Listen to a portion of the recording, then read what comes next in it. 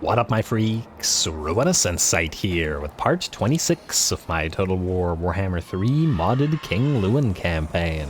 So as we saw last time, a massive number of undead stacks, 6 or 7 of them were destroyed by King Louen in Sylvania, and then we left off with a pretty big old khorne force attacking Rapanse and Marie-le-Chasseur. This is more khorne units than we've had to contend with in the past, and I noticed that we have quite a few enemy spawn of khorne here, 1, 2, 3, 4, 5, 6, which is going to be tough for the peasants in particular, as these things are single entities and in SFO are sort of designed as infantry blenders, as they have a sort of explosive effect on them as well. Should be pretty darn interesting, and we of course have basically no knights and piles of peasants only to deal with these khorne troops. These are always interesting fights, so I'm excited to get right to it, so well, let's get right to it.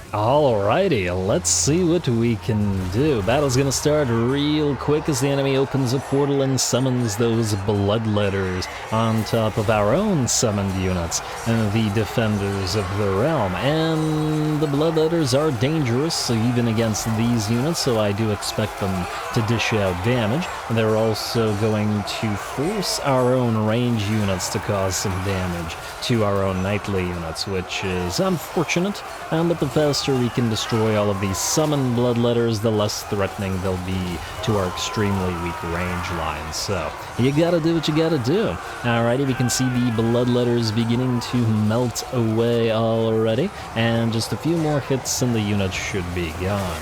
We gotta be careful with those arrows, and oh, hello. It looks like the enemy vanguard has already joined the fray. Indeed, the Chaos Warhounds of Khorne, and Fleshhounds as well, have all peeled away from the enemy main force, and it looks like the first of the enemy forces will be attacking us before the second. This is actually, funnily enough, not a good thing. Usually it would be good if the enemy had separated from the enemy army. Well, if the armies had separated from each other, would be a bad thing for them, but in this particular case, they can try to overrun our much weaker army of men-at-arms with maces and those peasant bows. Let's see if this bold move works out for them, shall we? Alrighty, and it looks like the enemy lord is here as well, or an exalted hero, or rather, is here as well, swinging those dual axes at the men-at-arms with maces, though fortunately we do have the armor piercing on these guys at least, and we're going to stop damaging our own units by targeting the enemy single entities instead. With all of those range, and ooh, look at that chaos spawn just barreling through our units of men-at-arms. Hopefully not for long, however, as, okay, well, just as I say that, it does go down. And this is only the beginning of the fight, however, as more and more bloodletters arrive, and soon our defenders of the realm will be going down, and thus unable to really, well, unable to contribute in terms of defending, and it'll be up to the men-at-arms with maces who, being tier 1 units, are going to have a bad time. And, ooh, we got a Hellforged host over here as well, the Exalted Bloodletters, Regiment of Renown. We'll see what they can do. Alrighty, in the meantime, Rapanse has arrived. The rest of her army is slowly making their way onto the field, but because of the lack of knights, they will take quite some time to do so, other than the 4 knightly units, but Rapanse can at least rip apart one of these chaos spawn, rather than allow it to mince our infantry. Speaking of mincing, another chaos spawn's about to go down to concentrated fire from our archers, or our bone. Okay, wow. Jumped right into the screen there. And I saw it had very low HP, and down it goes. Alright, another portal opens up, and it looks like the bloodletters are well and among all of our units of men-at-arms with maces. In fact, it looks like they're doing a pretty good job at surrounding them and hitting them from lots of directions at once. That portal came in very clutch. And it looks like one of our men-at-arms with maces is going to have to route out of there. I think another one is about to follow suit as well. And our main line is looking to be in trouble. On the bright side, however, Rapanse's forces have nearly arrived. We've been able to isolate at least a few units of Fleshhounds and other weak units with our questing knights, and are going to join the fray with them here shortly as well. Rapanse and her paladin are going to try to hunt down the enemy exalted hero, if they can as well. Alrighty, and we should have the advantage against the single exalted hero, of course. But it's the bloodletters that are going to be the real problem. And a problem they remain as more and more of them make it into the battle, and now there's a Blood Reaper, or are you a Herald? You are a Herald. Herald to lead all those bloodletters, a few marauders on the way as well, and our line is just barely holding with all of these piles of bloodletters. Alright, another unit of men-at-arms is going to try to back out of there.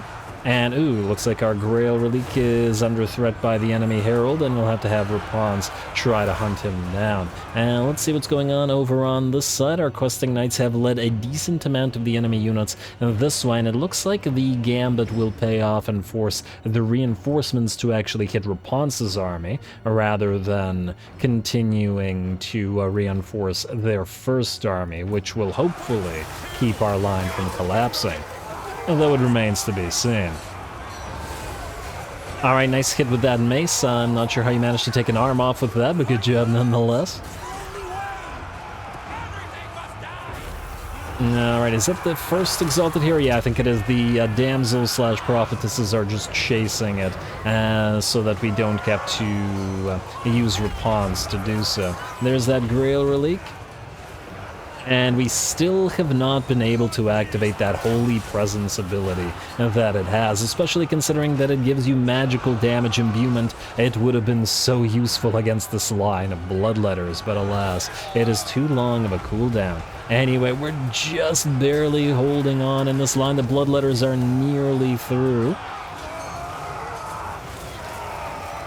And we still have a few of the defenders of the realm remaining, however. Rapanse is there to anchor the line. The range shots keep coming in, and at least they're doing a decent job of it. Over on this side, we've got 3 units of Spawn of Khorne fighting together, and they're surrounding they're surrounded rather, by the foot knights, foot squires rather, and the knights of the questing knights, which would have been foot knights, but in this particular case, we needed them in cavalry form.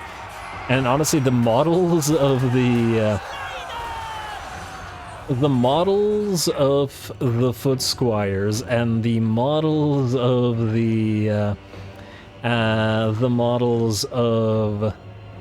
the questing knights look suspiciously similar. Even their haircuts and stuff. You really can't really tell them apart, can you?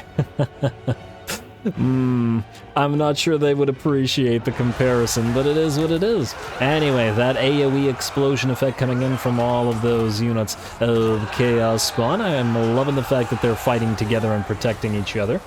And this also allows them to repeatedly use that explosion. This is actually a neat combination. If and when I play Khorne next time, I gotta make sure to try this sort of thing. Sending multiple spawns in little groups like this. Very nice. I tend to use manticores in this manner, but they don't have that explosion effect. Anyway, over on this side, we've got the Beast Slayers of Bastan and the other Foot Squires and the other questing knights facing off against some warriors of Khorne, but it looks like the balance of power is continuing to creep in our favor. Our line over on this side has not broken, but just barely. So these are all units of men-at-arms with maces that have routed. This unit of Defenders of the Realm is just booking it off field, and it looks like, oh, yeah, this one, 2 units of men-at-arms with maces are the only things that managed to hold. And this one, by the looks of it, just barely against that Chaos Chariot. Very nice, though. Here, a Chaos Lord of Khorne faces off against the Pal Aladdin. And gotta be careful with all that arrow fire. I don't even know who that's hitting. Maybe a unit that's trying to come back, but I think that is way down. What are you doing? He's like, no, no, no touching. The little sidestep. Oh, that was tremendously amusing. Anyway, with that little sidestep having taken the spotlight for a second, it looks like the last of the enemy's units have melted away, and the battle is ours. I'm still laughing at that. I've definitely seen AI units do that before, but it's been enough of a while that it amused me greatly. Anyway, well done primarily to the first army. I mean, the second army certainly did some work, but I guess this wasn't the battle for the foot squires and the other great sword-wielding units, the questing knights, to show off. Not to worry, we'll get them a proper debut afterwards. And the same thing goes for the blessed trebuchets, which didn't really have a chance to shine here, as the battle just happened too fast. Anyway, let's chase the enemies off screen.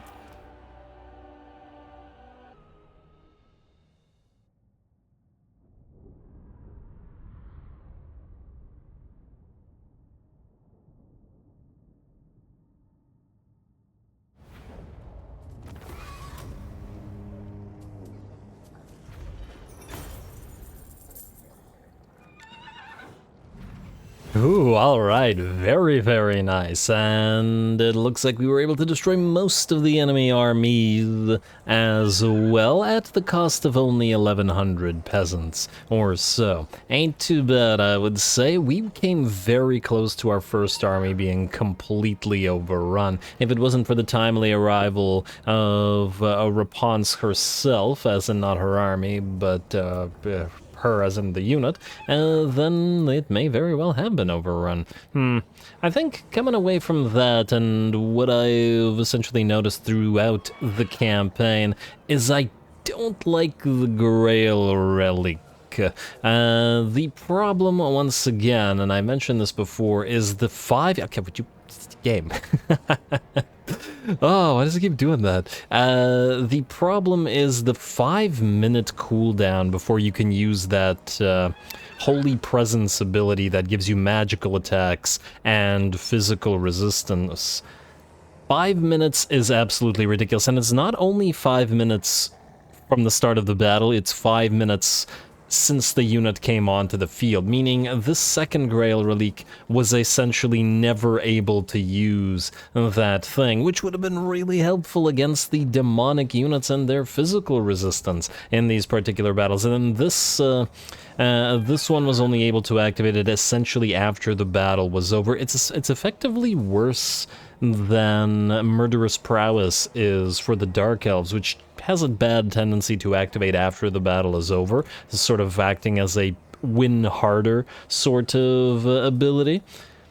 Except in rare cases, this just basically never gets activated. And then you have to ask yourself whether the Grail Relic is worth taking at all, since if you're never activating the active ability in pretty much all battles, standard battle length being 2 to 3 minutes and you never activate it until after 5, then the aura that it provides, which is plus 10 leadership and plus 5 melee defense and the immunity to psychology, might actually be only worth it in these blobby garbage armies, like follower armies full of peasant mobs, or men-at-arms or something like that. Anything like foot squires or heavier, I would conjecture that another unit of foot squires would probably give you more value than just the regular aura from the Grail Relic. Just my estimation so far, but who knows? Either way, not a big fan of the ludicrous long cooldown. Could at least make it activatable faster depending on how long they spend in melee or something like that.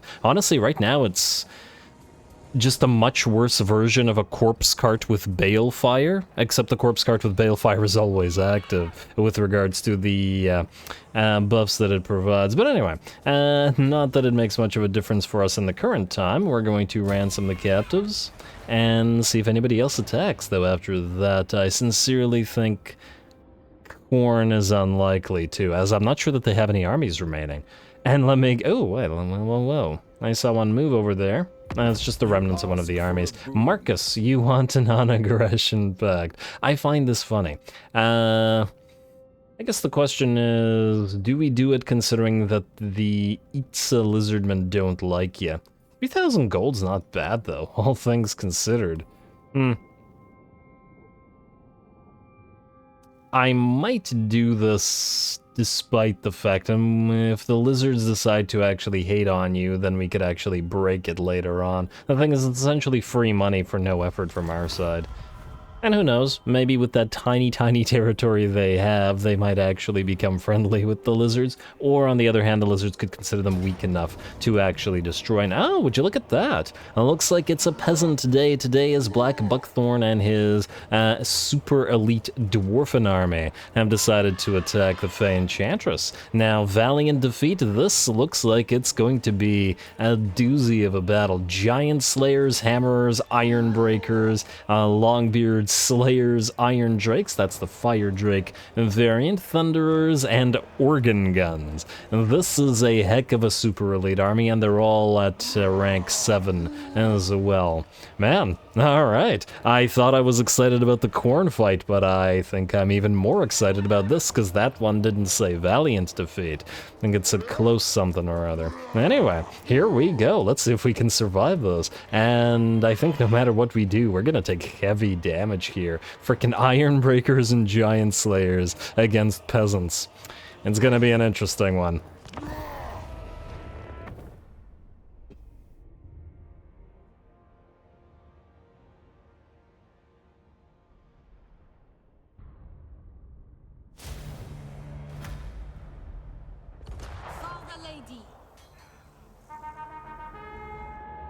Alrighty, for the lady, let's see if we can pull this one off. I'm not 100% confident. I think that, well, we do have knights. We do have our Grail Knights, though of course the enemy have their Giant Slayers, and generally speaking, it'll be mobility that decides this particular battle. If we were to send all of the infantry that we have, all the peasant infantry from both of our armies against the enemy, they would not be able to break them. I'm honestly not sure that they would be able to break even half of them, because things like Iron Breakers and stuff are just going to take no damage from all of the peasant units, especially due to the lack of armor piercing against their extremely heavy armor. Anyway, we're going to start the battle off by having our Blessed Field Trebuchets try to knock down the enemy organ guns before they can do damage, and of course our two paladins with their own mobility are going to try their best to annoy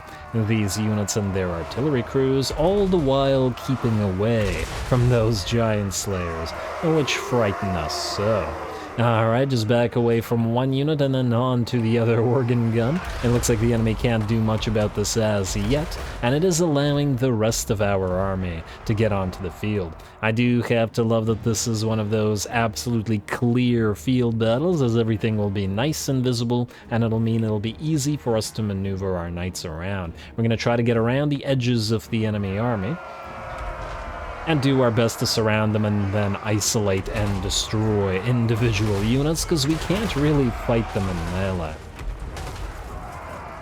On the bright side, by the looks of it for now, at least the enemy is content to not charge directly forward, and this is definitely one of those situations where the AI would have been served, like that Khornate battle that we just fought, to actually just go directly for our main line and try to attack us, engage us with all those Dwarven units, especially while they remain in cohesion and not separated. But of course the AI is probably doing some reacting to all the knights that we have on the field. They see that there are 3 units of Knights Errant moving around out here, 3 more out here, our Paladins flying directly behind the army, and even our Grail Knights getting ready to move in. Currently we're also focusing down the enemy units of Thunderers, as I would like to get rid of the enemy range units if possible, at least while the enemy army continues to refuse to move closer.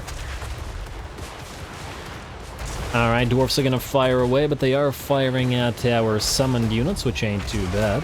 Accuracy on the trebuchets leaves something to be desired, however, as they haven't... Man, all 4 trebuchets have been firing on this one unit of Thunderers, and they haven't knocked it down. Actually, just out of curiosity, how much damage have these guys dealt? We've run out of about a third of our ammo on you. 13k is not bad.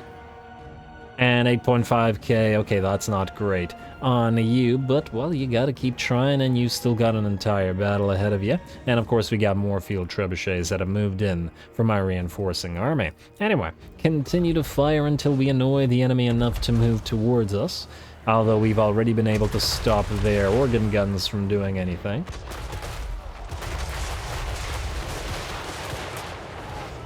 I guess the enemy is getting some decent volley fire out of this particular unit of Thunders, and hey, they've already achieved nearly 6k damage.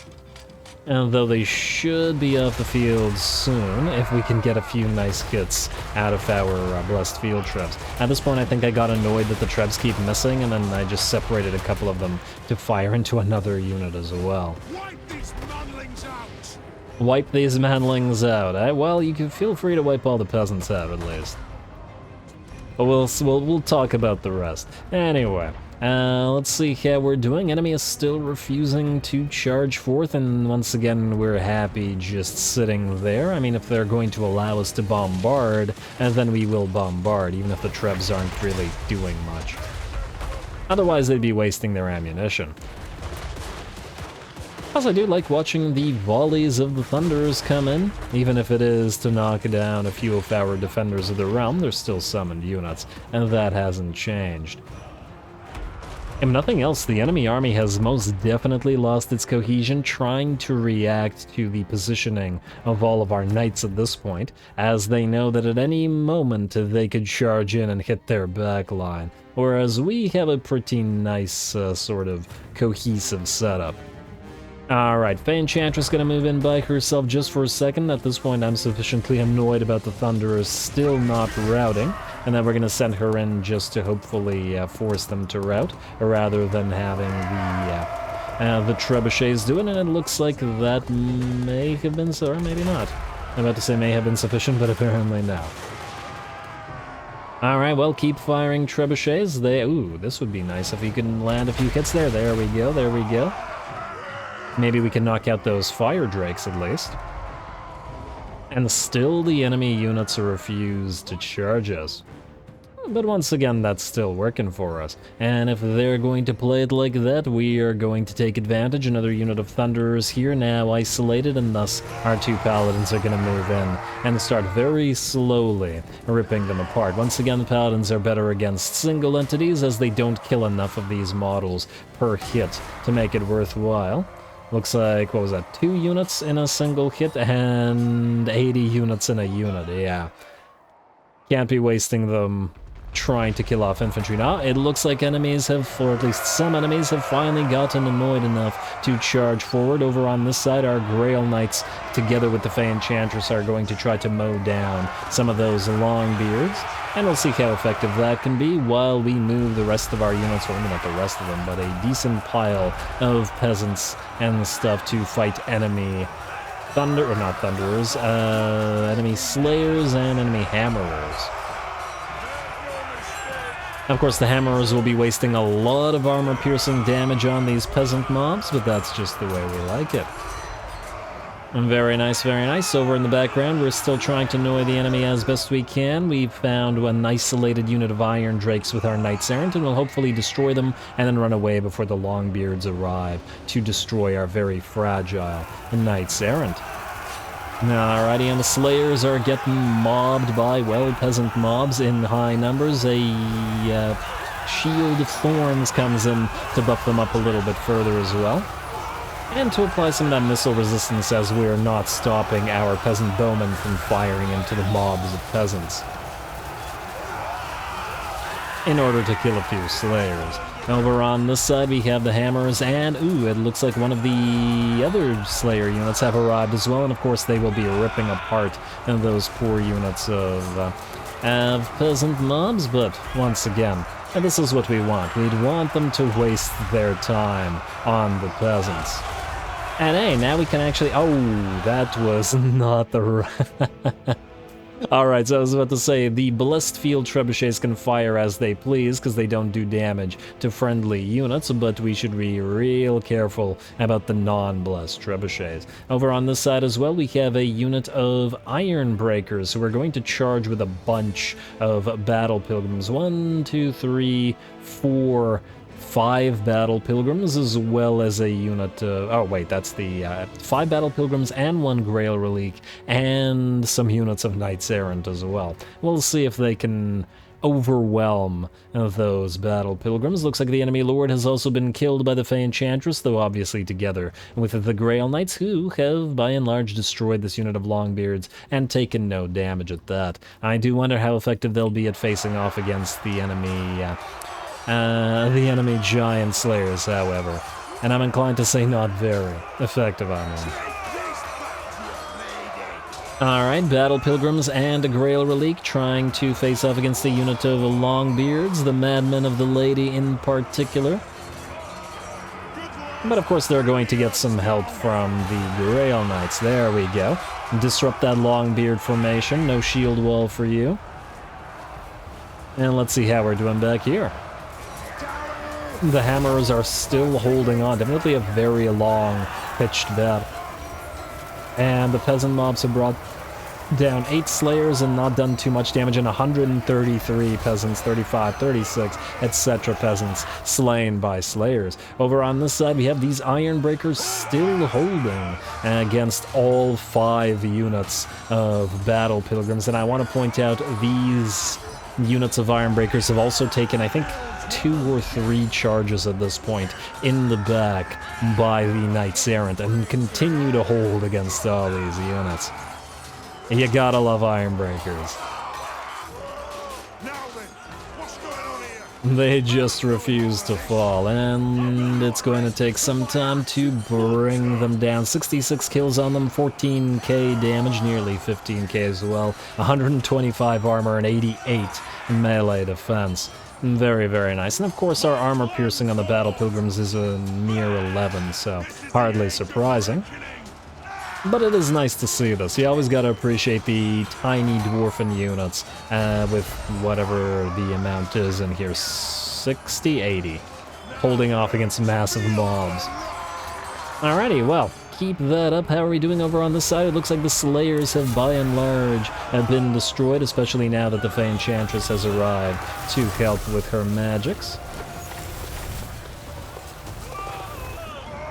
And I think the Hammerers are basically out as well.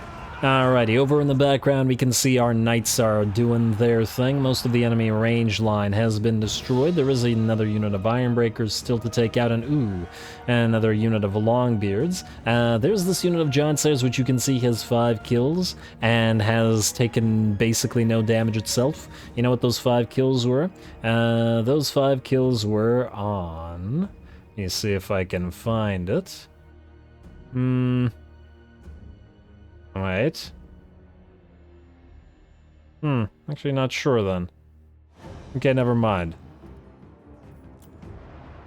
Alright, wait. It'll happen. I forgot what happened when. Alright, here comes another charge into those Ironbreakers, and now they've left a nice little hole in their back line for us to charge on in, and there we go. Just as the Knights charge in, we pop that Shield of Thorns and continue trying to bring them down. They're finally going to shatter. Over on this side, oh, these guys, there we go. The Knights of Knee were just at full health a few seconds ago. Now they've lost 5 units, and okay, now it's up to 10. Yeah, there we go. They've lost 5 units. The Giant Slayers have lost absolutely no units and taken basically no damage. Get the heck out of there, Grail Knights. This is not something you can deal with. And on the bright side, though, the battle is ours, or at the very least the enemy army has shattered, and now we just have to destroy the single unit of Giant Slayers, which just refuses to break. And we're gonna do it the slightly less than chivalrous way, as we use our trebuchets and our peasant bowmen to do as much damage as possible to the Giant Slayers. And we probably could do a little bit of damage with the magic as well. An Awakening of the Wood is going to come down, the Fey Enchantress is going to charge in, and then she's going to drop her Chalice of Potions bombardment spell, which is a Comet of Cassandora, down on the enemy.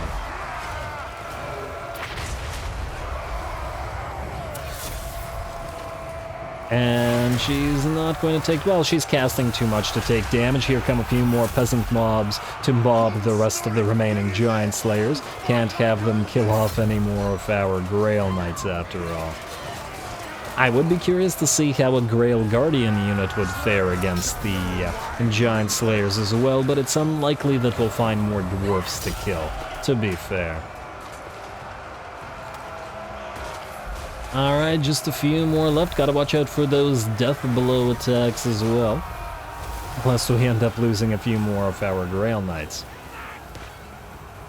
Peasants, can you break? Ooh, looks like one of the peasants, or was it, or it might have been this knight that took the head. Anyway, there we go with that, the Giant Slayers fall. Okay, there's one more in here somewhere, but I think he just died as well. And with that, the battle is finally ours. Fantastic. And we did manage to pull it off, and, well, we didn't take as much damage as we very well could have if the enemy had charged us. Let's see what the damage ended up being and how well both we and the enemy did.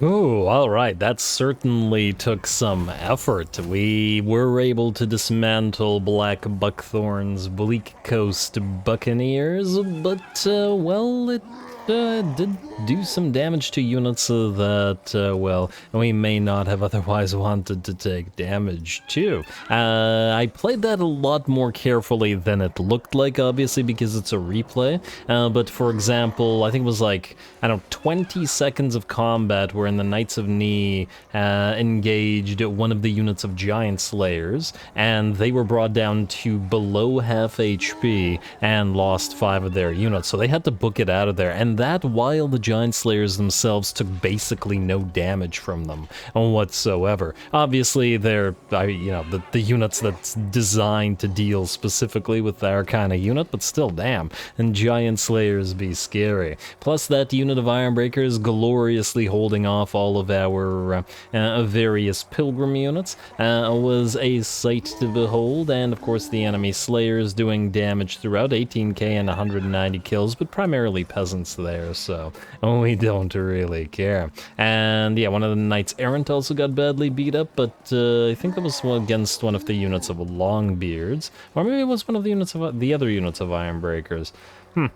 Either way, it seems that once again the lack of mobility in the Dwarven army was their undoing, as we were able to essentially surround the enemy and then pick battles where we chose, or pick skirmishes I guess, where we chose, isolate individual units and rip the army apart. Very nice though. Ransom captives for you please, and get more money, and finally, the end turn. What do we have here? Dedicated service. The noble knights and aristocrats who keep the realm at peace deserve a token of our thanks, but how best to reward them? Reduction of income from industry, which we barely have, versus reduction of income from farms? No, that's not gonna happen. We'll do industrial service. This is still gonna do a little bit of hurt, let's see. About 200 gold per turn, but fortunately we're very much into the farm income and not the industry income this time around, so... And that's okay. Agriculturalist for one of the oppressors. Hey, a second scarecrow banner. You don't need it, Yasmina, but it's nice of you to have found it. And smuggler. Oh, I didn't know we could get those, but it's nice that we can. Swell. Diplomatic relations reduction with Norska, but that hardly matters. And hey, the mightiest fortress finally complete Couronne at tier 5, meaning we get another main of the pure breed, charge bonus and weapon strength for Cav, and then the Gambler's Armor and sort of the Ladies' Champion. Now, I don't remember. I remember I tested this, whether it would actually work with one of the heroes or not, but I no longer remember. Let's test it again. Alberic, you are obviously the one who is going to have the other one of these, because you have the biggest pile of... Ah, there he is. Yuanbo's alive. He's being besieged by Exoatl here. Well, hopefully they don't get destroyed. We'll see. Alright, you. Oh, actually, you can't. You have the braided board low. Let's see if we can put it on one of your paladins. So, and the gendarme have 57 and 112. And main of the pure breed. And we have to move somebody, so well, I guess we can move you slightly. Huh. Should probably take buffbox. Alright, fine. Move you very slightly in regular stance right to there. And then 57 and 112, yeah, it doesn't work. It has to be a hero, it has to be the Lord specifically who uses that. Well, that's a little bit of a shame because we're not going to remove the braid of Bordelot specifically for that. I have to figure out what other army is that's going to go on. There has to be an army that has a decent number of peasants to actually make use of it, eh? Alright, well, either way, you are, I guess, gonna follow Alberic around. And that's not gonna change. You probably can't take out of the Crimson Ski. Yeah, okay, no, that's enough of a garrison that your garbage peasants can't take it. And just once again, once you've moved, I just want to double check this. Yeah, still 57 and 112, so yeah, it has to be on a Lord. Oh well. Oh well, I mean, I guess it's a powerful enough buff that if it was usable on heroes, it would be obnoxiously overpowered, because you could just put, like, 4 of them on heroes in one army, and then just make a ridiculous army just by virtue of it. What do we have in terms of defenders rather, at Stormhenge? Basically nothing, they haven't recovered. Okay, so, a Rapanse. I would like... Who would we like to attack this? Well, we may want to heal up, so I guess we could use Yasmina to do it. Alright, Yasmina, go here. Occupy this, please. Slay them. Like so. And just temporary. Oh, we could sack it, but now we'll occupy temporarily to use it to heal, and then we can trade it to Camry afterwards. And oh yeah, would you look at that? Camry were just sitting back doing absolutely nothing, and then as soon as we destroyed all the khorne armies, now they're starting to attack and take over their territory. And just like the dwarfs up here, being very opportunistic about it, and not accomplishing anything themselves. Tusk. Alright, you are going to... Wait, if these guys are now weak, we may be able to get you to actually declare war on them. Exiles the khorne. Minus 13... Yeah, okay, no, that's a little bit much. Damn, still not willing to, eh? And these guys are starting to get a little bit friendlier, but still not nearly as much as I'd like, which is the issue. Gotta try to get them all friendly with each other somehow. But anyway, for now, we have... look at that. You landed... Oh, what are you gonna do now from there? Blessings of the lady be upon you. Alright, well, Adelard, grab this mysterious island either way. I see Felman Ingerson and... Oh, actually, maybe we should let them try to take Arnau and... Pressganked? Take Arnau and Gorcel here. Might be the way to do it. Alrighty, well, either way, Couronne, finally, we're gonna get the Couronne tournament grounds, which will give us money, and a massive amount of control, which means we don't need the brothel here, and the Abbey of the Grail Companions, which will give us buffs for our Grail Vow units, and the ability to access Hermit Knights, the elite most, or the legendary unit of our faction. Gonna be interesting to see them, and they can buff up the units in the Fey Enchantress's army, because that's where we're gonna put them, since they're foot knights and not otherwise. I guess technically, they don't have frenzy either, eh? And we could also, in theory, put them in Rapanse's army if we want, because as sword infantry, I imagine that all of her infantry buffs would apply to them as well. And frenzy ain't that bad of a buff. I don't know, I'll think about it. And lastly... Damn, nearly 10k for the Royarch's Chambers. We're still gonna build it, mind you, but...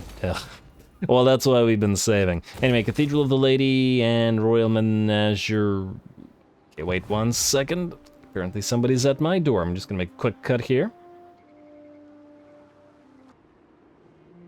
Sorry about that, let's continue. And you know, I thought about it over the last few minutes, and let's just make Couronne a fully military province. So we'll put the outlaw camp in there, and we'll be able to build basically everything here with the exception of trebuchets, but considering they're right beside us in Castle Artois, it shouldn't really matter. Let's also get the Sanctuary of the Errant up and running as well, just because we have room for it, and because, well, we want to build a bunch of them. Alright, Adelard, do we want to do anything with you? I doubt that Lamondal will stay there. On the other hand, there's no way that he takes Marienburg. You know what, let's just move you up here slightly and we'll keep an eye on these guys. But I'd like to be at sea as well, and if we can hopefully take these back. Anyway, let's do building since we have a lot of money saved up. I'll hike, you got a lot of new stuff since you just went to tier 4. So let's get more money, more growth, more farms, etc, etc. Carrick Ziflin finally back to tier 3 after having been retaken by the Barrow Legion. And let's go for that. I'm actually now wondering, now that our public order here is good, maybe we take out the Shrines of the Lady? And instead replace them with a couple of industry buildings? I can make 500 extra money over this time. You know what, I'll think about it. Probably doesn't make that much of a big difference. And, well, you know what, the extra Shrines of the Lady would help Marienburg here as well. And if we can, yeah, maybe it's worth it, I don't know. It probably won't make that much of a difference the other way, so yeah. Now let's not spend too much time thinking about it. Let's get you up to tier 4, let's get the water wheel up and running, and we'll have to redo essentially this entire province eventually. You can keep growing as well, Sorcerer's Islands, and let's get you... I mean, I guess we'll get the Shrine of the Lady here. I'm a little bit wary of not having defenses there, but let's just hope that somebody jerky and doesn't sail on over. Spectazuma, get your gem mine up and running, and looks like just like the Empire, Bretonians get the +5 to Diplo with everybody for having one of these. And I guess everybody likes you when you got gems. Sanctuary of the Errant, yeah, let's get another one up and running. Gisoro Gab, we're still not building yet. We will, however, get the farm at the Pillars here, and nothing at the Pirates Current. Yes to the extra growth at Skaven Blight, or growth in Miragliano and in Magritta, and I believe that's it. Well, actually, we could get the gold mine and the other growth things up at Castle Drakenhof. The corruption... Oh, we've already decorrupted the entire place. Okay, fantastic. I was about to say, maybe we should get the Grail Chapel here. But frankly, we should probably get the Grail Chapel here regardless, eh? Yeah, let's get the Grail Chapel here regardless. Alright, go for the Grail Shrine. We need more damsel capacity anyway, and... Oh, okay, we can't build them here, but in 1 second... Oh, you can build something. Go. Where are we? I want to see whether we have a decent Damsel of Beasts now. Aggressive, not useful on a Damsel, and Determined, also not particularly useful. We're at 7 out of 11, though. Getting a little bit better. Okay, well, regardless, let's see about everybody else, shall we? We need to destroy Mr. Grollock over here, so Marie, I'd like you to move closer. He's gonna run, and then we'll destroy him. Like so. Oh, he didn't run. Okay. Double check that the auto resolve won't kill off anything, but no, it looks like it won't. And we're okay. Oh, you know what? I should have had Rapanse move in as a reinforcement here. I think she still doesn't have Savior. But oh well, not a big deal. Oh, well now you... Really? Yasmina now has Savior? Damn it. Well, at least Rapanse got Crusader, which is still a fantastic one. And Purifier is decent as well, mostly because of the enemy leadership. I'd actually love to have this on Alberic, because he already has a -10 enemy leadership. Another Seed of Rebirth, also nice. A Helm of Discord, very, very nice. Wow, everybody's doing good in this particular turn. You're good. Wait, who completed their vow/troth? Was it Marie? Yeah, no, you're actually done. You're like done. You're not... What do you have to do? Win a siege battle in a desert or jungle, Clement. Oh, right. I picked that because I had assumed that we would have gotten that going, but it looks like we weren't able to. And it's unlikely we'll find another siege in a jungle or whatever. Well, that was the wrong choice in that particular case, but oh well. I guess we keep moving. You know what, Rapanse, let's move you to the edge of this territory to try to destroy this guy. You can act on your own while you two stay here. Mostly to protect each other. Rapanse attack this. And execute captives was not an option. Okay, you. Channel is not necessary, so just go to the edge of the territory like so. And then we'll try to proceed to Galbaraz, or possibly to go after Mr. Varrock, the Betrayed, who is suffering attrition because... Oh, they're using combat trial stance. Okay, well, good luck to you. You guys stay here beside each other. Now, we'll land the Fey Enchantress and Deline here at Grand Team Mingle. Does it matter who? Probably not. I hope that you both can actually land. Wait,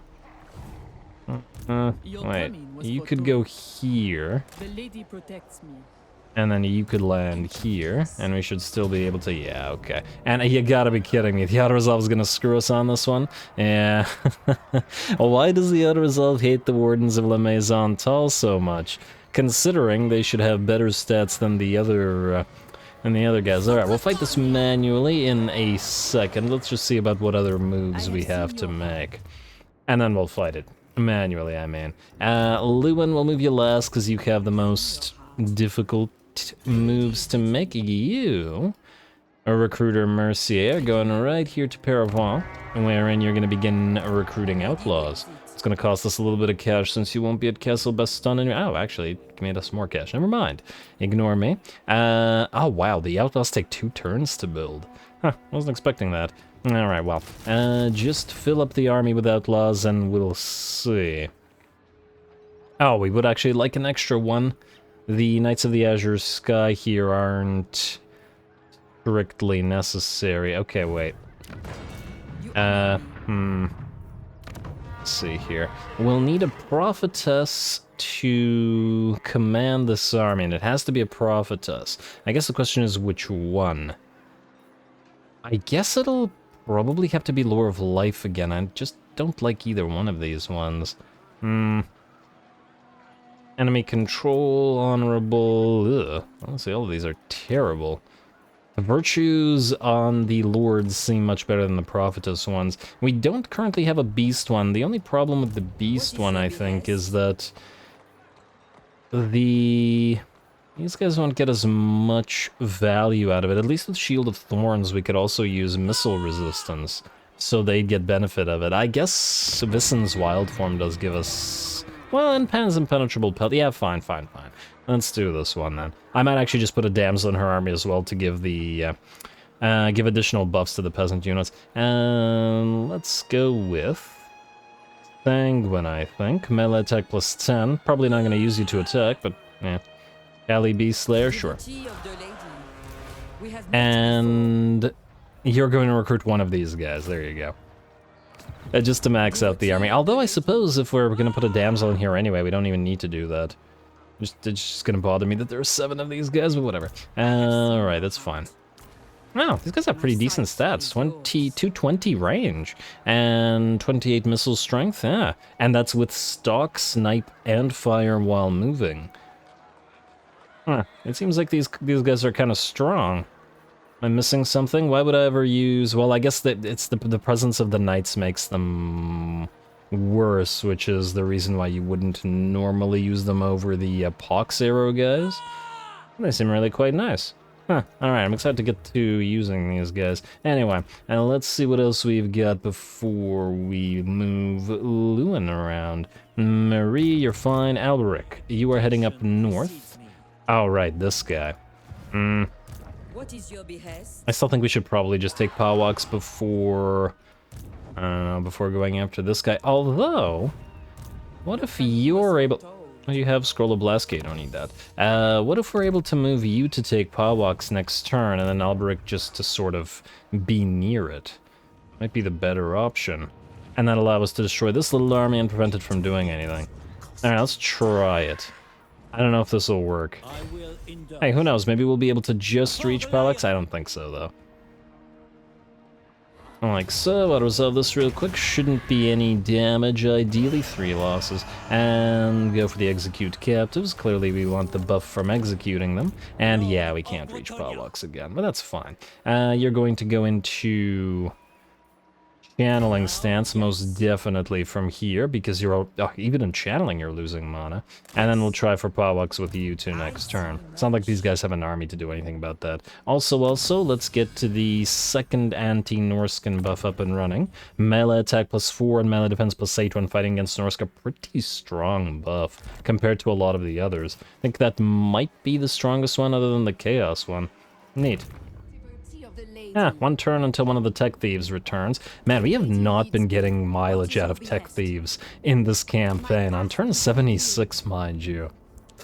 I usually get way more mileage out of the Tech Thieves in my campaigns, but oh well. Alright, Louen. I wanted to originally take Eschen, but I think we can't do that right now. We want to take Castle Tempelhof, whose defenders are kind of meh. Hopefully these guys don't grab Eschen from us, though, but I think they're busy with the vamps here. Alright, Louen, try to go after Ziggy here.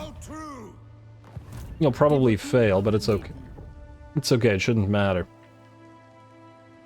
Yeah, he's gonna run. And he's gonna cross the river as well, but at least start suffering attrition, and we were so close to being able to reach Castle Tempelhof. Alright, fine. You are going to Castle Tempelhof. Oh, but you don't have Siege Attacker. Meaning you won't be able to do it either. Okay, well that's unfortunate. I guess you're just gonna stay here then. Since she doesn't have Siege Attacker. Wait, unless... There's no way you have Siege Attacker, right? Nah, you don't. What about you? Do you have Siege Attacker? No. You don't count as a monster, even though you totally are. Alright, well, that's a shame. Alright, Louen, I guess you're staying right here. Go into channeling stance so as to not lose your mana. Meline, stay right here, and then Matthias, you stay right here as well. Alright, well. And here I thought Louen was going to be difficult to move. Alright, I believe that's it for this particular turn. Unless I'm mistaken. And oh, look at that. More trade agreements available. We can start trading with the Order of Lore Masters now. Kairos won't like that. But it might be worth our time. And it should also power up the elves reasonably well. Alright, let's do that. And no alliance for now. Mostly because I don't want to deal with Kairos. It'll just be an annoyance. Anything here? Court of Libaros nearly ready for a military alliance, and we could still do Ice Court, but I still don't see much of a reason to do so. Jade Court wants peace. Well, too bad for them. And I believe that's it. We also have a little bit of money remaining, which makes me think that maybe we want to build some of the things that we decided not to build. Should I just build this thing? No, I'm still not going to. It's a waste of way too much money. And I think we're okay then. Alright, skip. Outposts... Actually, no, wait. Do we have the tier 3 yet? No. Altdorf will do your outpost, because I want some of those units. The Wood Elf ones... let's see. We can't upgrade yours because we don't have a military alliance, but we can upgrade yours. Do you have the Forest Spirit building? You have... Yeah, so we could get some Zotes on the field if we wanted to. Forest Dragons and Hawk Riders. How much allegiance do we have with you? 72. Alright, that'll be worth our time. What about the outposts with the elves? Alright, Eataine. We'll get yours up and running, and then we have no money for you. I hope that this isn't too much money, considering there's a bunch of other expensive stuff we're gonna need to build, but we shall see. And I believe we're ready to end the turn. I just want to double check one little thing. You're actually nearly there. Okay, I was going to switch you to increase your growth, but it looks like you're fine.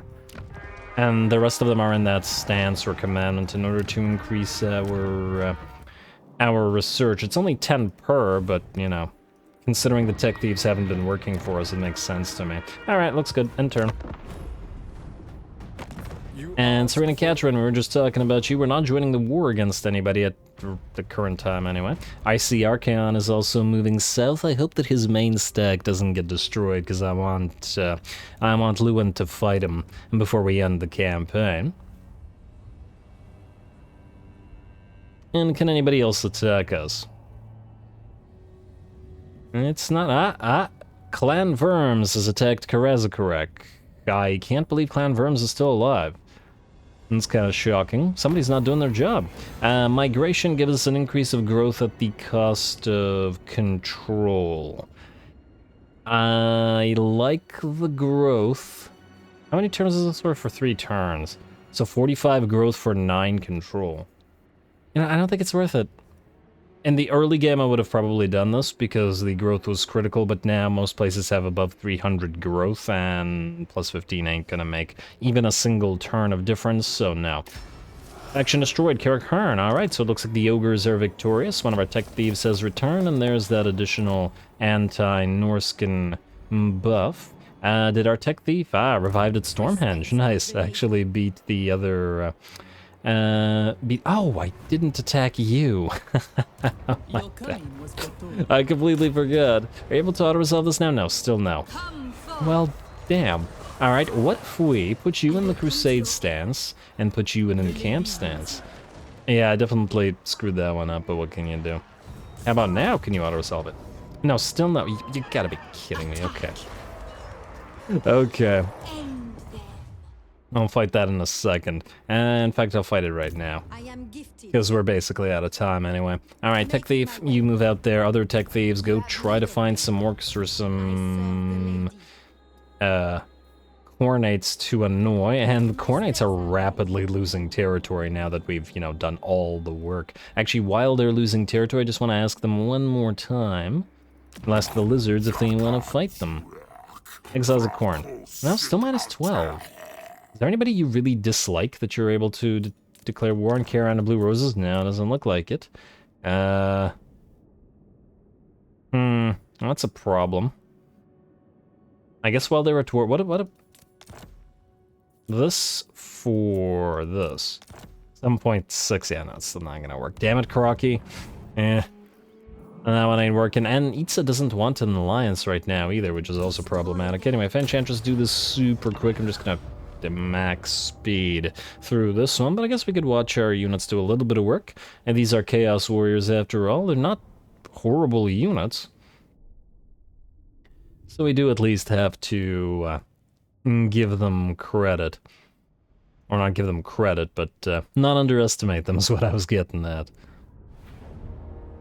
Alrighty, oh wow, okay, wait, I kind of screwed up the time because I made a cut. I guess we're over now, considerably over. Okay, well, whatever. Let's have you go for that Blood Shrine, Paladins.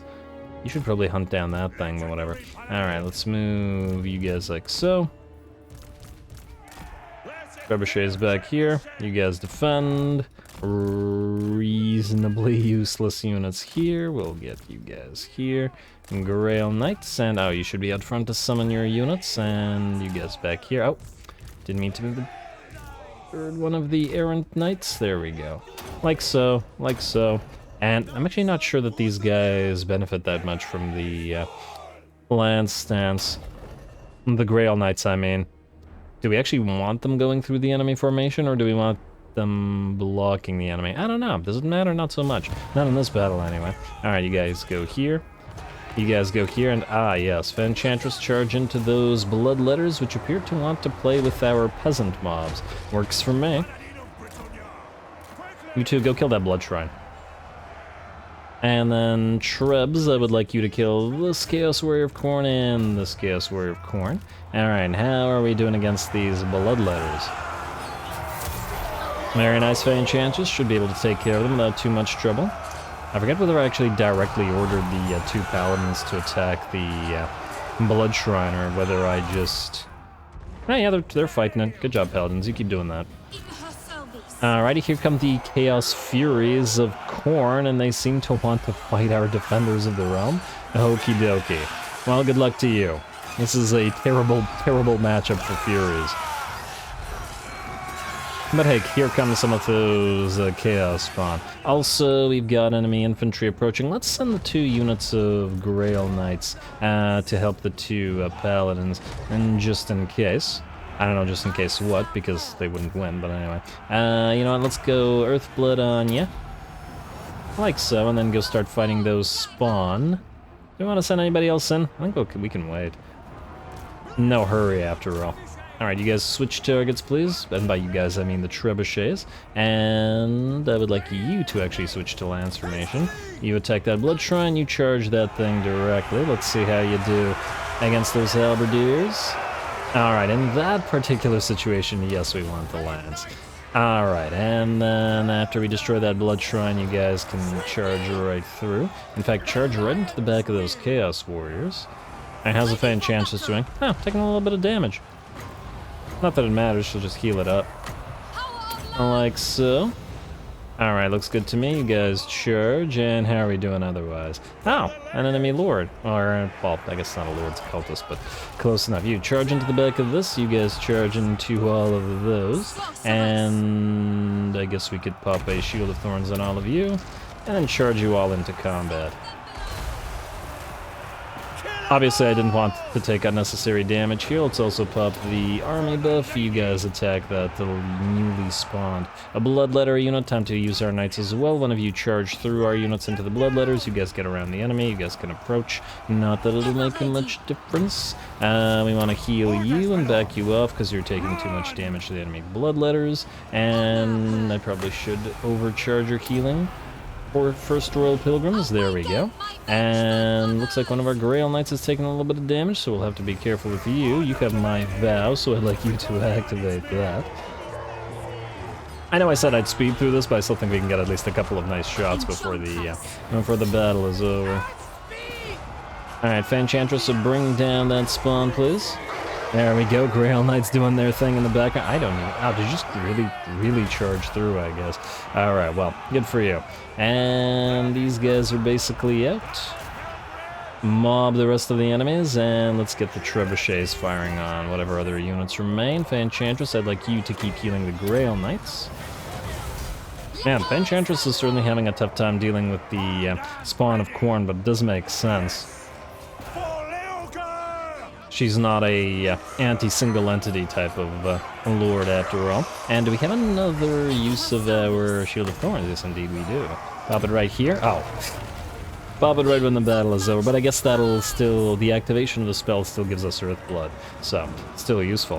This is a settlement, yes? Yes, it's a settlement. So we just wait for Earthblood to end in... I think it's good. Not Earthblood, Life Bloom. There we go.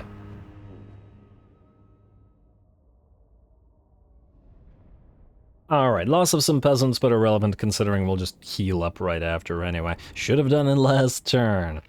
Yeah, I have a tendency to make this mistake when I besiege stuff and then say, oh, I'll do it after this. This really bit me in my Empire campaign, for those that watched it. When besieging the Galleon's graveyard, almost lost a complete army because of it. But anyway, occupy the place. I guess we could say, whatever, it's fine. And, hey, hero, nice. Gained by winning more than 90% of battles. Troth completed for you, follower, and oh, you're soon going to be ready to get replaced. And you're a magnanimous one as well, and your troths are all completed. Very, very nice. Could you go off and kill Mr. Fimber Ironwell, please? Watch the game not let me auto-resolve this either. Wipe them out. I wouldn't be surprised.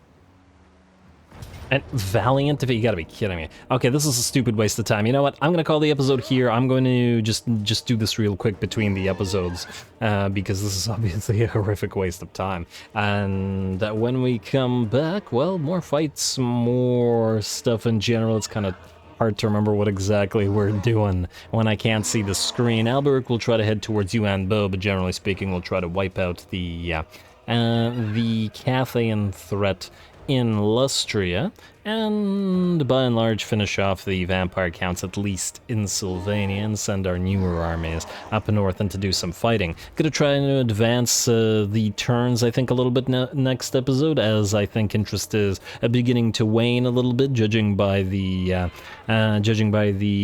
comment and like numbers, so we'll try to get closer to finishing up the campaign. Anyway, stay tuned for more stuff. Still plenty of great battles to fight, I think. There were some pretty great battles in this one. Stay tuned for more. Whatever I was saying, all glory to the algorithm, and thanks for watching.